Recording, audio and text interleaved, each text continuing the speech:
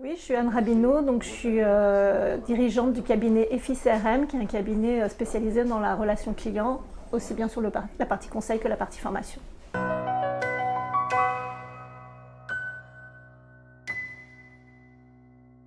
Alors c'est très simple, il faut déjà faire un état des lieux pour voir d'où on part.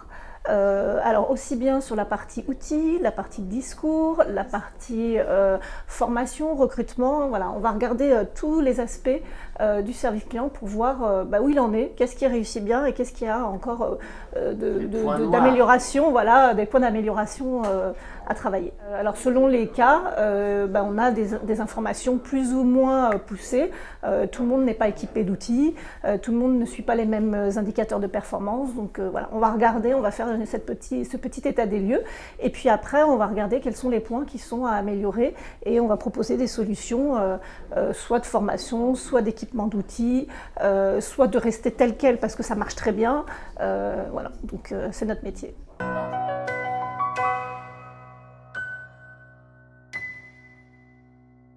Alors oui, on en a plein. Il y en a un notamment auquel je pense, c'est qu'on a fait un audit pour une société d'autoroute qui nous a demandé de faire un audit sur leur relation client. Donc on s'est mis à la place d'un client, on a testé tous les canaux de contact, on a été voir en interne comment ça se passait, aussi bien au service client mais aussi dans les services qui gravitent autour du service client, et on est sorti avec un certain nombre de préconisations.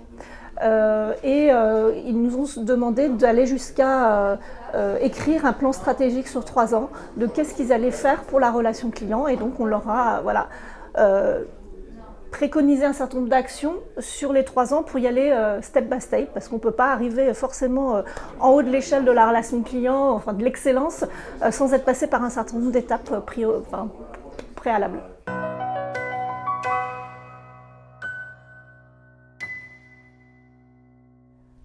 Alors déjà se mettre à côté des conseillers clientèle, de regarder leur métier, de voir quelle est la complexité qu'ils peuvent avoir à expliquer des offres qui ne sont pas toujours simples.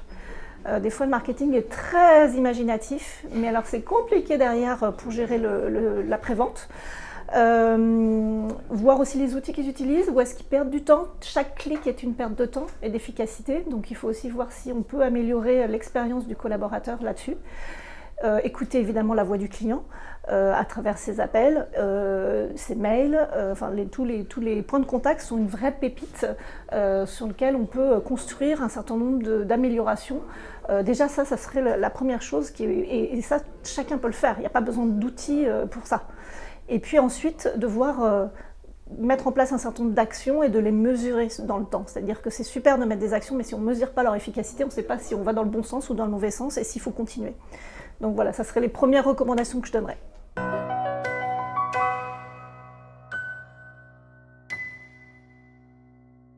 Alors, on est normalement assez visible sur les réseaux sociaux, sinon on a effectivement un site internet, donc c'est www.eficrm.com. Et puis sur LinkedIn, sur tous les réseaux sociaux, on est présent.